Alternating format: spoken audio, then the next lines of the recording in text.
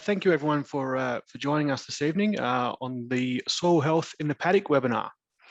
So my name's Alastair Lawson. I work with Ag Communicators and I'll be facilitating this webinar this evening. So tonight is all about helping you understand soil health, which is the ability of soil to function to the best of its capacity and why that's important to you as landowners. So this webinar is hosted by the Hills and Fleurieu Landscape Board, with support of the Australian Government's National Landcare program. So introducing who we have on this evening's session. So our presenter this evening is Dr. Rebecca Tonkin. She's a Soils and Land Management Officer with the Hills and Fleurieu Landscape Board. She's got a PhD in agronomy and farming systems and 20 years experience working with soils and land management.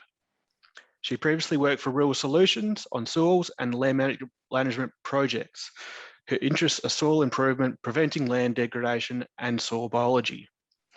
So this session will be recorded and we'll circulate the link at a later date, along with a link to the complete soil testing video for your reference.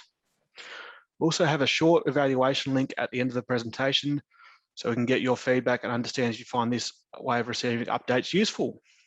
So on that note, I'll hand over to Rebecca to get the presentation underway. Thanks, Rebecca. Hi folks, thank you very much for joining us. We really appreciate it and we hope that you will give us your feedback. So we'll go right into the soil sampling. We're starting with equipment. So there's three sort of main sorts of equipment. There's a soil sampler. You can use an auger or post hole digger, or you can use a spade. And we've got some short video clips throughout the webinar to basically demonstrate the equipment and what's going on in the field. So Lauren, if you can roll the first video, please. So here we've got some tools that you can use to collect soil samples. Now this one, you may not be able to find off the shelf, but you can order them online, and you may also be able to borrow it from your local landscape board's office. There's different forms, but it's a soil sampler, gets pushed into the ground, turn it, and you can then take out a small sample and put it in a bucket. And you do this 30 or 40 times and you've got enough to send off to the laboratory. And you would do this by walking across your whole paddock or your whole area of soil that you're interested in. Then you've got your post hole digger or auger, quite easy to use.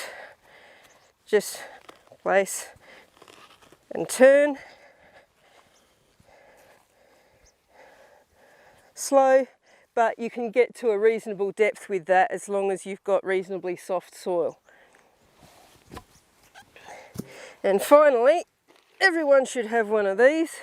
Good spade, flat across the end because we want to get an even depth and strong enough to do what we want. Also useful, a little bit of tarp or plastic just to put your soil sample on as it comes out, and a bucket to put your samples in as you collect them. Okay, some other things that you might want to consider with your equipment. It does need to be clean. You don't want to contaminate your soil sample with something like manure or concrete powder or any other kind of thing that could change the results of your soil test. It needs to be safe, obviously. Safety is a big thing. You don't want to hurt yourself on your equipment, and you want it to be suitable for your project or whatever soil testing you want. If you're doing something just at home, then the spade is fine, or the auger. But if you were doing something that involved, say, sampling on a farm in each paddock, you might want to go to the trouble of getting a proper soil sampling tool. So do we have any questions before we go on to the next part? Thanks, Rebecca. Yes, we do. We're getting a few coming through already. So thanks to those who are particularly keen among us and firing some questions through. So the first one we've got, Rebecca, is when it comes to soil sampling, which one of the tools is the best, or is it not a case of that? Your best soil sampling equipment is going to be whatever suits you the best. So If you're doing something on, say, a small property, a horse property, or your 10-acre block, then a spade is fine, although getting a soil sampler or borrowing one from your local landscapes office can make it just a little bit easier because it's designed for the job. But as I said, a spade is fine. You can also use something like a bulb planter, which basically takes a little cylinder of soil out and puts it, you can put it in your bucket. The other thing to consider is how sort of deep are you wanting to go, because obviously a spade is a bit limited. You're not going to get more than about 30 centimetres with a spade, whereas if you want some deep samples down to a metre or something, you're pretty much going to have to go with your auger or post hole digger, because neither a spade or a soil sampler is designed to go down any deeper. Right. Okay. And so, what time of year should soil sampling be done, Rebecca?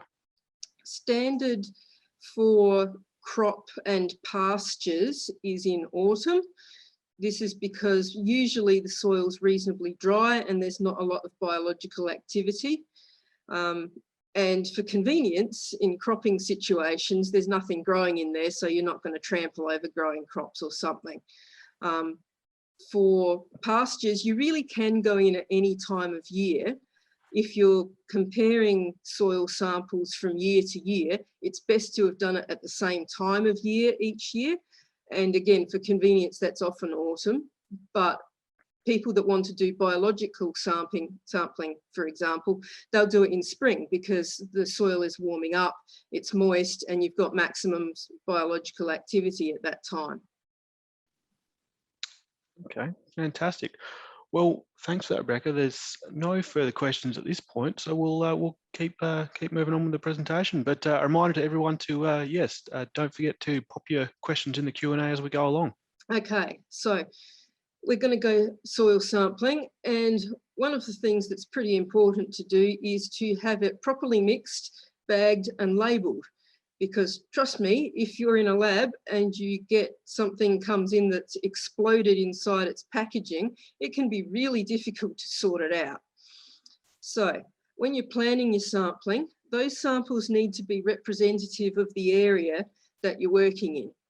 So if you've got a paddock and it's sandy down one end and clayey up the other end, you want to sample the sandy bit separately to the clayey bit. Now, within that sandy bit, you want to take a number of samples and then mix those together so that you're getting an average of that soil type. Because if you just sample a bit under a tree, but the rest of the paddock has no trees, then it's going to pick up stuff from the tree. If you sample on the bit where all the sheep have been camping and pooping and so forth, that's going to be pretty fertile, but the rest of it may not be that fertile. So move around that soil type and pick up a representative sample. And if you're collecting it in a bucket, you can mix it in the bucket. Otherwise, just make sure that your 10 or 30 or 40 samples are properly mixed. You can bag it in a clean, sealed bag. I use sandwich bags. They're easy. They're Ziploc. If you're posting it, fold over the loose plastic and put it inside another bag, because that way, if the first bag breaks, the second bag will catch it. You want to label it with enough info so that you and the lab can identify it. So you're going to want your name, the date, the location, as in sandy patch, paddock 1, and the depth that it came from. Because if you're taking several depths, you're going to want to know whether it was 0 to 10, 10 to 20, 20 to 30, something like that. Usually you need about 500 grams, which is about half a sandwich bag, standard sandwich bag. But if you're doing any extra measurements or an unusual test, then I would say check with the lab. I know that some biological sampling takes 500 grams just by itself. So if you're doing biological plus chemical, you might need to send them a whole kilo. So shall we roll the video for mixing and bagging and labelling? Okay, so I've got my soil sample in my bucket. I'll just stir it around a little bit so it's well mixed. I'll take out the roots and stuff that could that's not going to get analysed, so that just gets thrown out. Any large stones can also go, they're not needed. And we then put that in a labelled sandwich bag.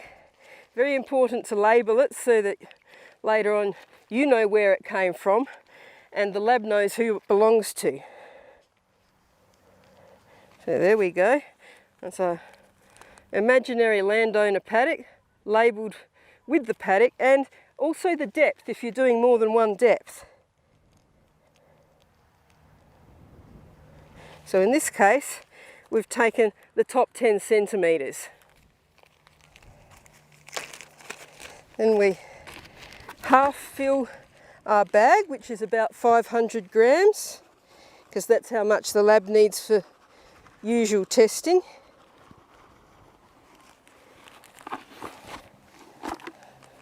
So here's our bag, squeeze the air out of it and seal it. And then if you're sending it by post, you want to be extra safe, so put it inside another bag so that it's double bagged, because you really don't want your sample bag breaking open and then you get your samples mixed up with something else or lost. So double bagged 500 grams of soil sample ready to send away. So if anybody has any questions at this point, this is a good time to ask. Some labs will supply you with bags if you ask them, and they're generally you know, they have a line on it that says fill to here and they're extra tough, but sandwich bags are fine. Any questions about this part?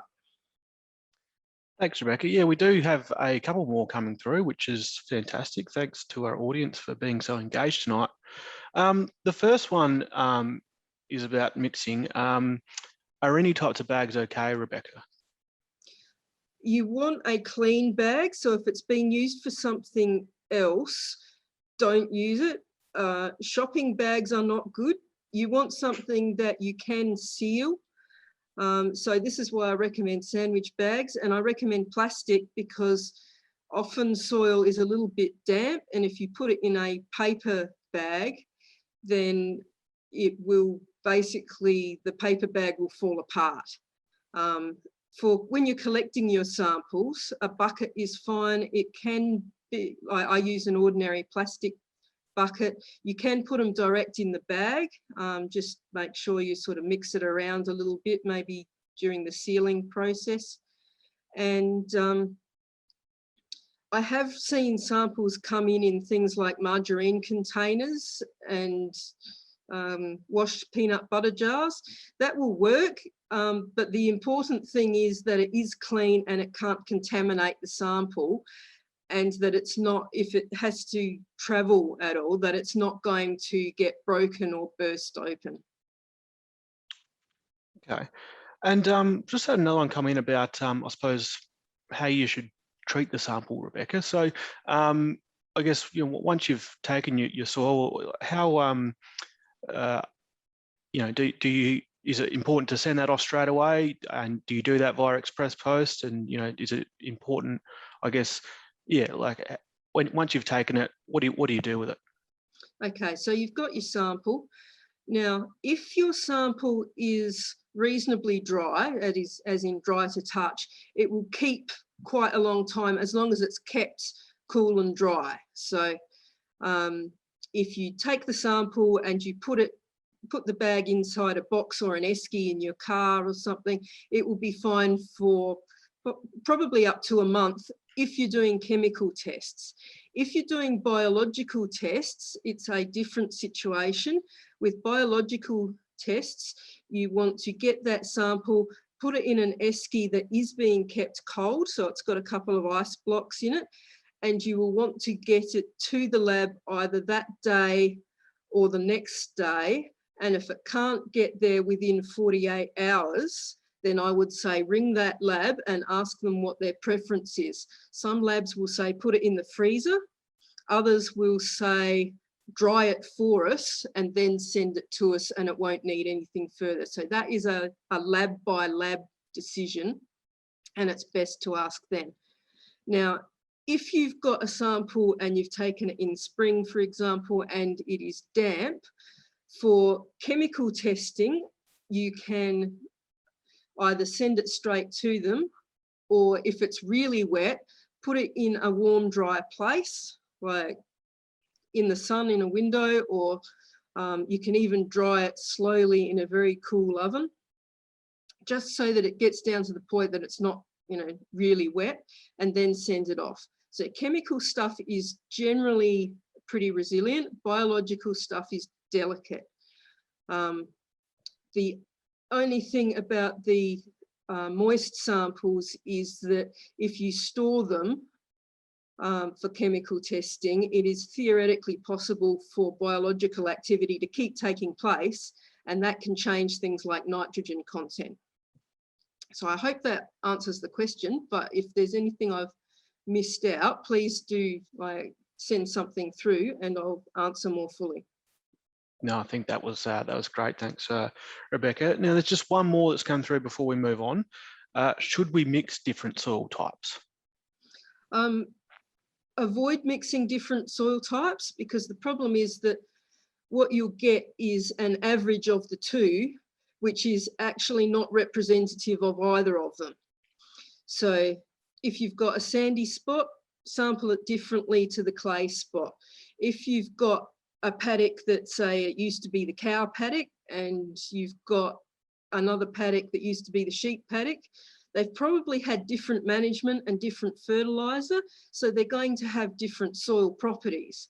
So what you want to know is, you know, if the fertility in one of those paddocks is low, you want to be able to measure that. You don't want to get it mixed up with the one that got all the manure year after year and is actually really high. So we don't want to oversample, but given a choice, I would always say sample separately. It's best to maybe do, you know, one paddock thoroughly in one year and the next paddock thoroughly the next year, rather than mix the two up to save money and you end up with results that aren't very helpful to you. That's great. Thanks for that, Rebecca. Yes, we'll keep moving on.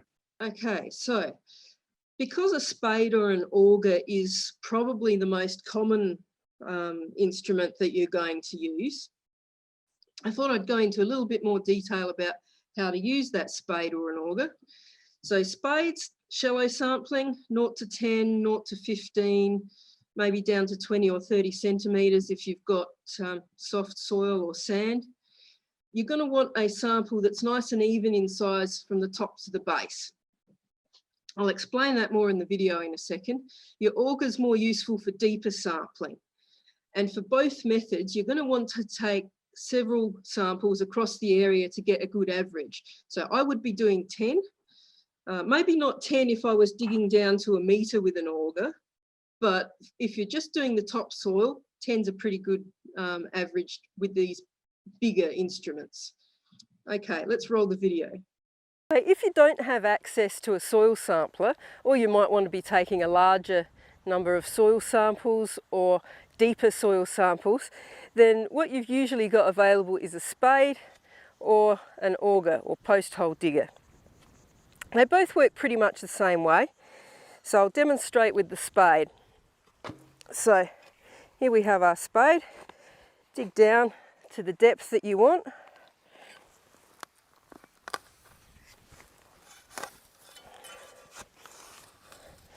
Here's where your ruler comes in handy, because if you're sampling for a 10 centimetre depth for a specific reason, like nutrient sampling, you do need it to be 10 centimetres deep. The soil right at the surface of the soil is more fertile than what's underneath, so in order for you to know what's along the whole of the 10 centimetres, you need a nice even sample 10 centimetres deep all the way down. Okay, so we've got our 10 centimetre deep and we've got a nice smooth face there that's not contaminated with anything. Now I scrape back a little bit if there's too much on the surface, because you don't want to pick up, you know, too much stubble or chaff or whatever. Then nice straight down, get yourself a nice even slice of soil all the way along that's pretty even all the way down and pop it in your bucket. And you would want to do that 10 to 20 times across the area that you're sampling, depending on the size of it. You'll get more soil than you need, but you need to get a nice representative sample, because if you only take 1 or 2 on the area that, say, had a bit of flooding or that the animals have been camping on at night, that won't be typical of the area. You want to select the spots that are as normal as possible across the paddock. If you want to sample deeper, or you're just curious about what's underneath the surface in your soil, then this is probably going to be the easiest way to go. So take your samples. I lay them out on a bit of tarp so that I can see them in the order that they come out in. So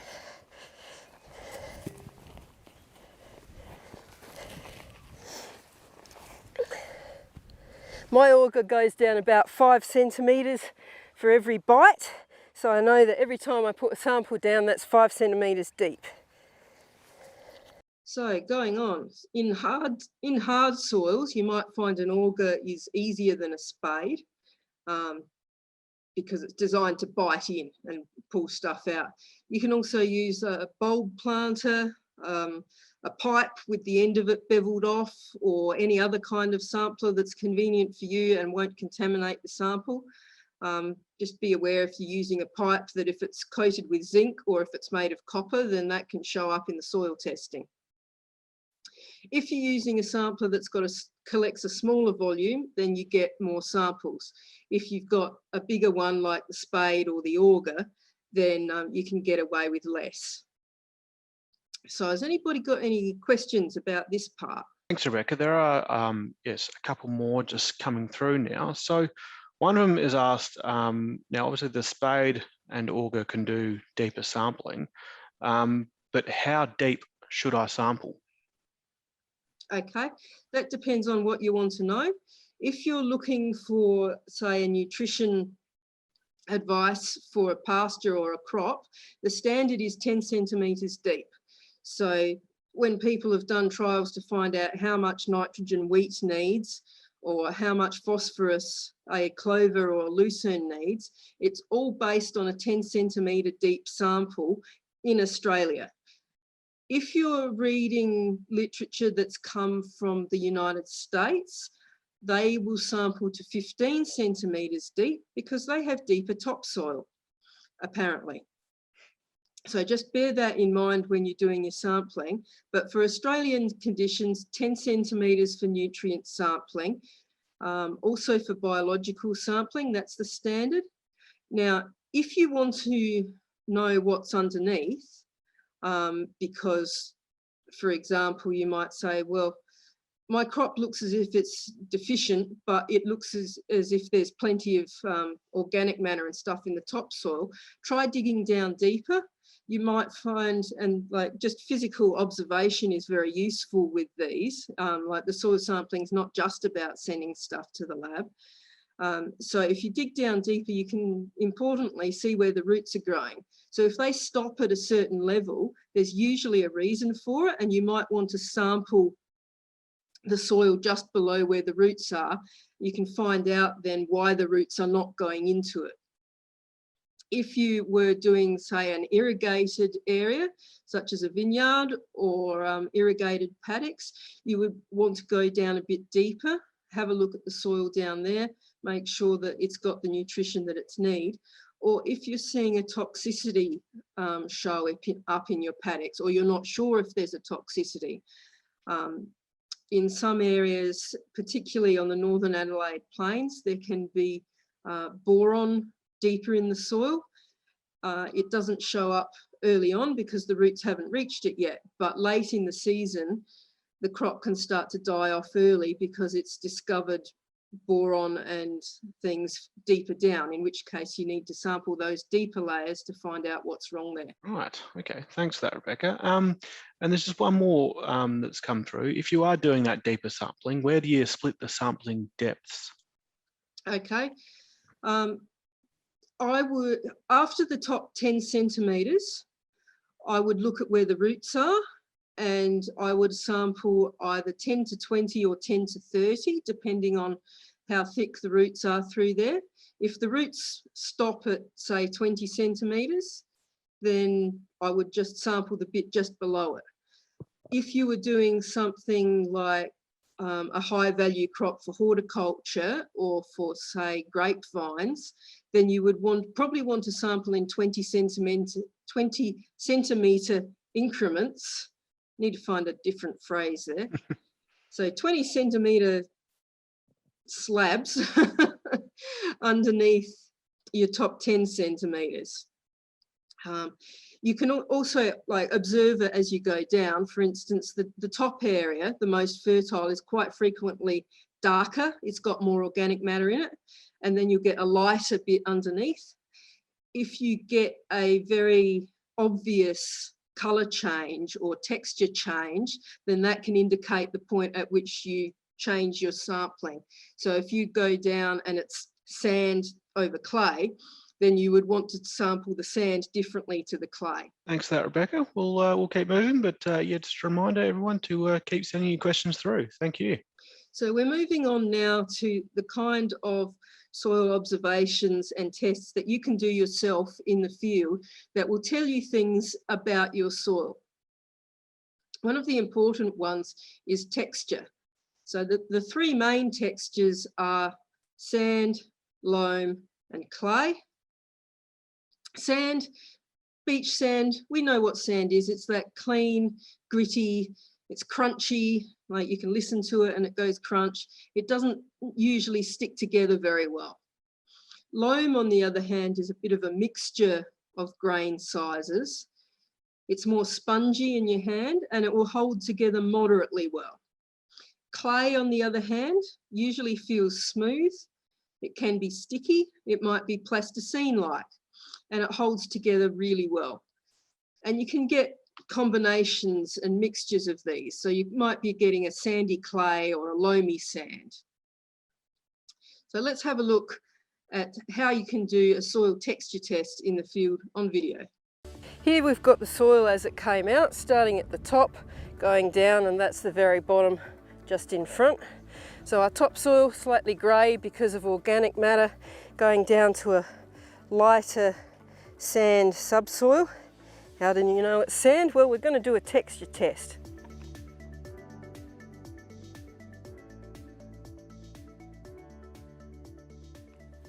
So I've got a little bottle of water here. It's either rainwater, clean rainwater, or distilled water. You want it to be nice and clean so that it doesn't have any salt or anything in it. And to do the texture test, we take a little handful from wherever we want to know the texture, squeeze a little bit of water into it, and gently work that moisture in. With a sandy soil like this, if it's very dry, it can be a little bit water repellent and take a little while for the water to work in, but it will do it.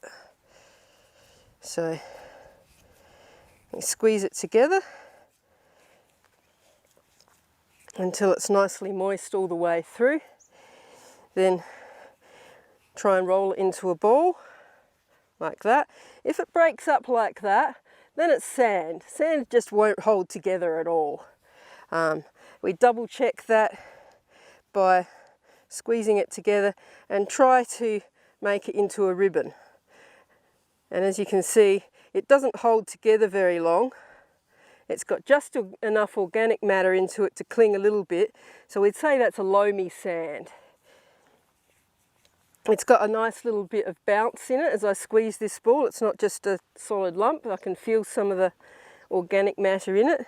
And if you hold it up and listen to it, you can hear the sand grains crunching against each other and grinding. So that's the loamy sand at the surface. So we've got a couple of photos here sort of showing the process again. I've got a nice squeezy bottle that I got from a kids lab supplies store, but trust me, any pop-top drink bottle will do the same thing. It's just useful to be able to kind of have a few drops of water at a time sometimes. So yeah, it's add the water, mix it in, form it into a ball if it will, and then see if it ribbons. So has anyone got any questions about soil texturing? Thanks, Rebecca. There is one that's just come through from our audience. So, and that's just asked, is colour related to texture? No, not really. You can have sand of every colour from pearly white to bitumen black. If you've been watching the volcano in Iceland, you'll see that Iceland has some black sand beaches. You get red sand in the interior of Australia, and you can get clay in all sorts of colours from white to black to brown to red to yellow to olive green and even pinks and blues. So your colour is basically more a reflection of the minerals in the soil and the organic matter content rather than the texture. Okay, thank you. If there's no further questions, which it doesn't look like there are, we'll keep moving on. So another test that you can do in the paddock, and this one will require a soil pH test kit, which you can usually get from your local hardware or plant store, is soil pH. So your pH is measuring the alkalinity or acidity of the soil. If your pH goes too far away from neutral in either direction, you can get lockup of nutrients, and because of that, you get problems with the soil, plant and animal health. So neutral is a pH of 6 to 8 in water, with 7 being precisely neutral. If it goes lower than 5.5, so the lower the number, the more acid it is. So lower than 5.5 is acid, and if it becomes lower than 4.5, it is strongly acid. If it goes higher than 8, then it would be alkaline. And if it's higher than 9, then it would be strongly alkaline. In the hills and Fleurieu areas, acid soils are more common, and they can cause loss of production because you get less desirable plant species and the nutrient content of the pasture is not so good. So let's have a look at soil pH testing. I'm using a saucer for this part because I don't want to contaminate any of these with any of the chemicals that I might be using for these tests.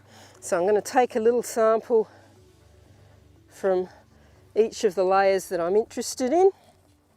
So topsoil, just below the topsoil,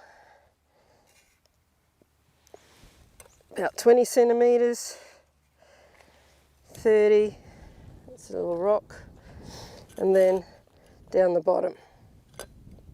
So top down to the bottom. And I'm going to do a pH test on it. So here's my pH solution. Just make a little hollow so that it doesn't run straight off. And I add some drops. They're soaking in, that's good. Oop, there we go. Adding some more drops. And then we add the powder, which helps us to see the colour correctly.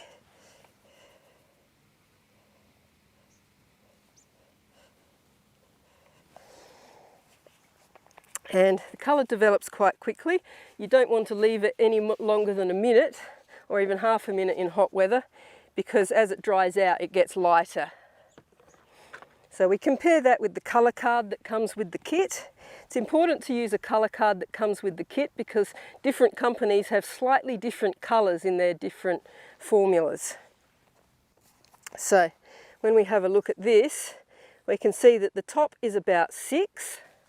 So 6, this would be the equivalent of pH in water when you're using a field kit. Then as we go to the subsoil, which is just underneath, so this is 5 to 10 centimetres, you can see that's very, very yellow-green. So that's 4.5 to 5 in the subsoil. Now, if that was pH calcium chloride, that would be giving a pH of about 4. So here we are a little bit further down. We're still around that 5 mark, still 5 to 4.5. So we can see that this site has got quite an acidic subsoil. Because it's a sand, there's probably not a lot of aluminium to release. Acid conditions in soil will release aluminium from clay. But it still means that the plants were right that we saw growing here that are acid tolerant, because this is indeed quite an acid soil. Okay, so there was a note there in the video about the plants agreeing with the soil. The full video you can find on YouTube in the Hills and Fleurieu channel, and if you want to see the full thing, yeah, I'd encourage you to go and have a look at it. But earlier in the full-length video, we were talking about the plants that you can observe in the paddock and what those plants can tell you. And in this particular case, that paddock had a lot of sorrel and a bit of Guildford grass and fog grass. And all of those are plants that are very tolerant of acid conditions, and so they tend to grow better than other plants which are perhaps a bit more desirable, and they'll outcompete them. So that's what that was about. So field pH testing with a pH test kit like that can help you monitor your soil pH over time quite cheaply. It ranges between $15 to $20 for one of those kits at most places. And they say you can get 100 tests out of each box. So you can see pretty good value for money. And you can look around, and if you've got patches in a paddock that aren't doing so well, you know, they're chronically bare and you can't figure out why, there's nothing obvious, testing it with a pH kit might give you some ideas. I've had a note that test pH at different depths, because organic matter at the surface in that sort of 0 to 5 thing, that can mask a problem. Organic matter helps to buffer, it helps to neutralize, whereas most of your plant roots, the living ones, are actually a little bit further down. And if you've got a pH problem at, say, 5 to 10 or 5 to 15 centimetres, that's right in your root zone. So it's good to have a look a little bit deeper sometimes. So anybody got any questions about soil pH? Thanks, Rebecca. Yes, the questions keep going through, which is fantastic. Someone's asked, I think they've picked up on a point that you've made just prior to the video there. Why is acid soil more common, or why is it common in the Hills and Fleurieu? And is there anything that we can do about it? Okay, it's more common in the Hills and Fleurieu because basically it's a higher rainfall area and it gets more growth, and in some cases it gets more fertilizer. So acidity happens when basically hydrogen builds up in the soil and it doesn't get neutralized. Now, things that neutralize hydrogen are stuff like carbonates and so forth. In high rainfall areas, these get washed away a lot more easily. Another thing that contributes to acidity is overuse of nitrogen fertilizer. If nitrogen is overused and the nitrogen gets washed away or leached through the soil by high rainfall conditions, it leaves hydrogen behind, and that contributes to acidity. And finally, ironically, most productive soils, the ones that grow the most, that have like the best production, those plants are getting nutrients from the soil by releasing a little bit of acid from their roots. So that helps to break down nutrients in the soil, and the plants can take them away. Now, in a natural system, those plants would die and go back to the soil and get recycled, and so it continues. But in a human impacted system, we want to take some of that food away in the form of, say, crops, or in the case of animals as meat or milk or wool, fibre. And so those nutrients are leaving the system, and if they're not replaced, then the acidity will build up. So that leads us on to the things that we can do to combat it. Number one is to use fertilizers wisely so that they are not wasted and leached. That's good for your pocket, and it's good for the soil. Number two is if we know that we're removing alkalinity in products, such as meat or milk or whatever, then we need to replace that in some form. Usually the cheapest, most effective way of doing that is liming. Lime is calcium carbonate. Carbonate reacts with the acidity and neutralizes it to basically water. It also provides a little bit of calcium and whatever else is in there, because lime is basically crushed up rock.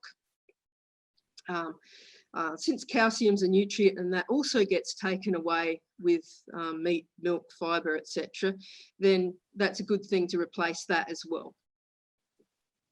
So I hope that answers the question. If you've got any more, then please do send them through. That was great, Rebecca. Very comprehensive. And there's another one here. Do soil pH probes work? I'm assuming we're talking about the ones that you can get in garden centres, and they're, you know, 10 or 15 bucks, and it's basically a little scale on the end of a rod. Short answer, no. Long answer is they're okay for your potted plants and your potting mix, and they will tell you whether it is acid, neutral or alkaline, but they won't really tell you how much. It generally needs to be quite extreme to sort of trigger the little thing. And they have a tendency to dry out and stop working, or clog up and stop working. So basically, don't bother with them. Get the pH test kit or send it to a lab. Okay, and can you just remind us again where you get the pH test kits from, Rebecca? So pH test kits, you can buy them from most hardware or garden stores. You can also order them online, but you know, they're quite easy to get. If the store hasn't got it, they've probably sold out or they're out of stock. They should be there. Fantastic. Can't see any more questions coming up for now, Rebecca, so we'll keep moving. So we'll go on to look at soil structure. So really basic testing for soil structure is to take a crumb of your soil and to put it into some water. So soil that holds together well in water is less prone to damage from compaction or erosion. So you think about water falling on the soil surface as in rain. If it holds together well, then that rain can soak in. It's not going to wash the soil away. And if you've got damp soil and you've got stock moving over it, cows, horses, whatever, or even machinery, if it holds together well and keeps its shape, it's less likely to be squashed flat and have all the air and water squeezed out of it. On the other hand, if you've got soil that slumps or slakes or disperses in water, that's probably going to need some care to protect it from erosion or compaction. On a note with that, sandy soils might not have much structure to start with because of their large grain size. They're more prone to wind erosion when they're loose, but their large grains are heavier and they are a bit more resistant to being dislodged than, say, fine clay particles. So let's roll the video. So the last test that we can do in the paddock, we use either a saucer or in this case a nice glass jar, nice and clean, no detergent left in it or anything. And we can take a crumb of soil. This is sandy soil, so it doesn't have many crumbs, but we'll take one just to demonstrate. And we very carefully place it in that water. Now, if it's got good structure, then that will hold together and just sit there as a crumb, and it doesn't go cloudy at all. If it's got poor structure, then it can collapse and slake. And if it's dispersive, then you'll start to see a milky ring form around it as the clay in the soil starts to disperse into the water. That was a quick one, and we demonstrated some slaking clay at the end. So basically, if you've got soil that does slake or disperse, you want to protect it from machinery traffic or heavy livestock during that wet weather. They can be treated sometimes to improve them, and a lab test's the best way of helping you decide the method to do that. Some can be treated with gypsum, some are better with organic matter, some will take both. And as a general rule, just maintaining cover and minimising disturbance will help to reduce the erosion risk on any soil.